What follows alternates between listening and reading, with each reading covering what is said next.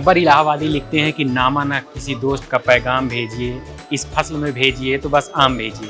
नमस्कार, मैं सर्वेश बुंदेली उपोष्ण बागवानी संस्थान की स्टॉल पे हैं, जहाँ पे आम की बहुत सारी वैरायटियाँ हैं और हमारे साथ बातचीत करने के लिए डॉक्टर बिशंबर सर हैं, जिनसे हम जानेंगे कि आम की कौन कौन सी वैरायटियाँ हैं और ये जो संस्थान है उत्तर प्रदेश के लखनऊ में, रहमान खेड़ा में, ये किस तरह से किसानों के लिए खासकर से जो मैंगो की हुई, लेवन की हुई जो वैरायटियाँ होती हैं उन पे किस तरह से काम कर रहा है। सर, किसान ऑफ इंडिया में आपको बहुत बहुत स्वागत है। Thank you. मेरा नाम डॉक्टर बिशंबर दयाल है। मैं वहाँ वैज्ञानिक के पद पे कार्यरत हूँ, जहाँ पे हमारे पास 775 से अधिक वैरायटियाँ हैं और 2000 से ऊपर हाइब्रिड हैं। जो हमारी वैरायटियाँ हैं उनका हम क्रॉसिंग के में करते हैं, नई नई वैरायटियाँ बनाने के रूप में प्रयोग करते हैं। सर, यहाँ पे आम की कौन कौन सी वैरायटियाँ हैं, अगर कुछ बता पाएं? यहाँ पे हमारी लोकल कलेक्शन में भी है और कुछ एक्जोटिक वैरायटियाँ भी हैं और हमारे हाइब्रिड भी जो कुछ क्रॉस किए हुए, डेवलप किए हुए हैं, जो पाइपलाइन में है, अभी रिलीज नहीं हुए हैं। और रिलीज की हुई अरुणिका अंबिका वैरायटी भी हम लेके आए हैं, जो कलर्ड है, जो रेगुलर बेयरिंग है, ड्वार्फ है। जो अरुणिका को हम किचन गार्डन में भी यूज कर सकते हैं, मतलब कि हमारे पास कम एरिया है फिर भी हम उसको लगा सकते हैं।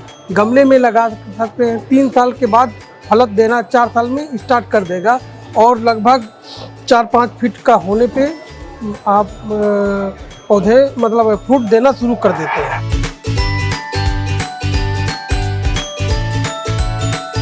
जो हम लोग वैरायटी देख पा रहे हैं, तो उन वैरायटियों के बारे में बताएं जिनमें किसानों के बीच में ज़्यादा दिलचस्पी रहती हो उनके प्लांट करने में। हमारे अरुणिका अंबिका की बहुत डिमांड है, उतनी हम डिमांड फुलफिल भी नहीं कर पा रहे हैं। किसान हमारे एक वेबसाइट पे नर्सरी पोर्टल उस पर भरते हैं, तो उसके जैसे किसी की डिमांड है 100 पौधे, फिर भी बहुत लोग डिमांड करने वाले हैं, उनकी हम किसी 10 पौधे दे पा रहे हैं, किसी 20 पौधे दे पा रहे हैं डिमांड के अकॉर्डिंग। तो उनकी बहुत डिमांड है और वो क्योंकि कलर्ड है, खाने में स्वाद भी बहुत अच्छा है और क्लाइमेट से भी थोड़ा बहुत रिजिलियंट है जी। और सर, ये जो भारतीय कृषि अनुसंधान परिषद का केंद्रीय उपोष्ण बागवानी संस्थान है, ये किसानों के लिए किस तरह से काम करता है उसके बारे में? किसानों को वहाँ पे आके ट्रेनिंग देते हैं, तकनीकी जानकारी देते हैं, जो भी उनको जानकारी चाहिए। आम से रिलेटेड अमरूद है, हमारा आंवला है, बेल है, जामुन है, ये सब हमारी मैंडेट क्रॉप है।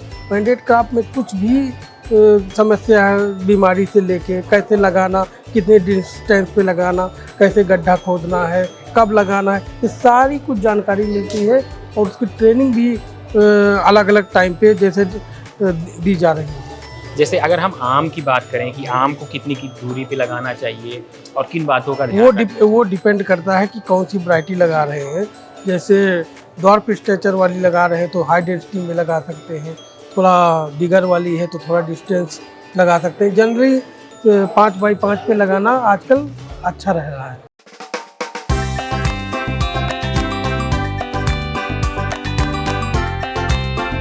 सर, जैसे किसी किसान को जैसे आप बताएं कि हम लोगों के संस्थान में वो प्रशिक्षण ले सकता है, तो किस तरह से कहाँ से जानकारी लेके वो प्रशिक्षण ले सकता है उसके बारे में? वो समय समय पे वेबसाइट की उस पर डाला जाता है। अच्छा, वेबसाइट पे हुआ? हाँ, तो और वहाँ से कांटेक्ट नंबर भी वैज्ञानिकों को दिए हैं, उनसे जानकारी लेके कि कब कौन सी ट्रेनिंग होने वाली है, उनसे भी संपर्क करके भी किया जा सकता है। अच्छा। और सर, जैसे यहाँ पे मैंगो महोत्सव में आप आए हैं, तो लोगों का किस तरह से एक्सपोजर यहाँ पे मिल रहा है और किस तरह से इंटरेस्ट है लोगों का? लोगों का क्या इंटरेस्ट है, बहुत सी वैरायटियाँ हैं।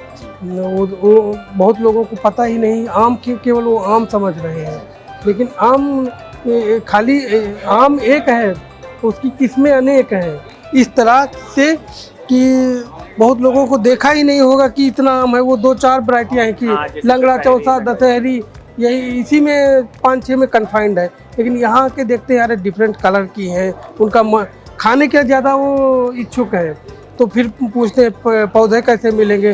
तो पौधे में बताता हूँ, हमारी वेबसाइट है, उस पर नर्सरी कॉलम है, उसमें जाके बुक करा सकते हैं। अच्छा सर, क्या वहाँ पे कुछ ऐसा भी है कि मिनिमम प्लांट कितने ले सकते हैं, मैक्सिमम प्लांट कितने ले सकते हैं? नहीं, ऐसा कोई नहीं है, वो डिपेंड करेगा अवेलेबिलिटी पे, जितना अवेलेबल है और तो उतना दिया जाता है हमको। तो वहाँ पे सर जो वैरायटियाँ हैं वो अमूमन तो कलम द्वारा या जी है, सभी ग्राफ्टिंग ही है। ग्राफ्टिंग? हाँ, क्योंकि ये सीड बीजू 6-7 साल ले लेता है, उसमें 3 साल के बाद फलत शुरू हो जाती है, तो आधा टाइम घट जाता है, इसीलिए कलम से ही लगाने में फायदा है। अच्छा सर, जब आम की बौर आ जाती है और उसके बाद जब उसमें फल बनने लगता है, काफ़ी सारे किसानों का हम लोगों के पास भी फ़ोन आता है और उनका एक सवाल रहता है कि वो फलत को कैसे रोके कि वो गिरे ना। उसके लिए अलग अलग दवाइयाँ हैं, अच्छा। स्प्रे की जाती हैं, तो उससे हो जाता है। सर एक वैरायटी आती है आम की सिंदूरी, जिसमें बीज नहीं होता। नहीं, वो सिंधु है। अच्छा, सिंदूरी। बीज होता है लेकिन बहुत छोटा होता है। अच्छा। सिंधु है, तो उसको बोला जाता है सीडलेस मैंगो, लेकिन होता है, ऐसा नहीं कह सकते कि किसी में सीड नहीं है। सीड है, बहुत छोटा है, लेकिन उसको सीडलेस कंसीडर कर लेते, मान लेते हैं जी। तो जैसे सर ने बहुत अच्छी हम लोग जानकारी दी, और खासकर से किसानों को जो इन वैरायटियों को अपने घर में लगाना चाहते हैं, तो आप लोग संस्थान की वेबसाइट पे जाके वहाँ से पौधे बुक करा सकते हैं और अपने घरों में भी ले सकते हैं। बाकी अगर आप लोगों को ट्रेनिंग लेना है तो वेबसाइट पे टाइम पे अपडेट होता रहता है कि कब से ट्रेनिंग ऑर्गेनाइज की जा रही है, तो वहाँ से आप लोग ट्रेनिंग भी ले सकते हैं। सर आप हम लोग के साथ जुड़े, किसान ऑफ इंडिया के साथ जुड़े, आपका बहुत बहुत धन्यवाद सर।